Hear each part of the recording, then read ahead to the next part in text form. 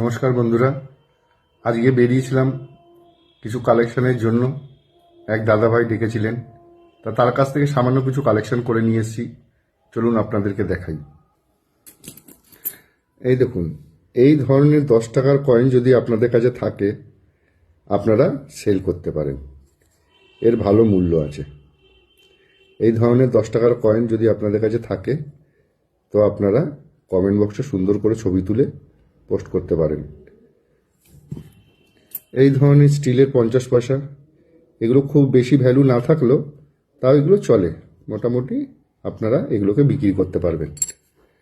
এই ধরনের 50 পয়সা যদি থাকে আপনাদের কাছে তো আপনারা বিক্রি করতে পারবেন। 1993 সালের এরকম ধরনের 50 পয়সা হায়দ্রাবাদ মিন্ট যদি হয় তাহলে সেই কয়েনটা রেয়ার কয়েন, সেটা চলে, বুঝতে পেরেছেন, বিক্রি হয়ে যাবে। আর এই ধরনের 50 পয়সা 1982, দেখুন এটা কলকাতা মিন্ট হতে হবে, নিচে কোনো মিন্ট মার্ক থাকবে না। এই ধরনের 50 পয়সা যদি আপনাদের কাছে থাকে 1982 সালের, তো এই পয়সাটা বিক্রি করতে পারবেন, এটা একটি রেয়ার কয়েন। আর 2 টাকার কয়েন দেখুন 1992 এই কয়েনটা যদি থাকে তাহলে আপনারা সেল করতে পারবেন। এই ধরনের কয়েন সেল হয়ে যায়। আর এটা তো আপনাদেরকে দেখালামই, এগুলোর সেরকম মূল্য নেই, কিন্তু আপনি বিক্রি করতে পারবেন, এগুলো বিক্রি হয়।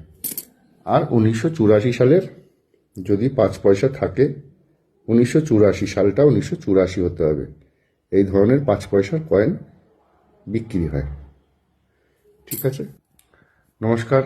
ভিডিওটাকে একটু শেয়ার করে দেবেন যাতে অন্যরাও দেখে তাদের কাছে যদি কোনো কয়েন থেকে থাকে তারা যেন বিক্রি করতে পারে, এই আশাই রাখবো। ভিডিওটাকে একটু শেয়ার করে দেবেন অবশ্যই। ধন্যবাদ।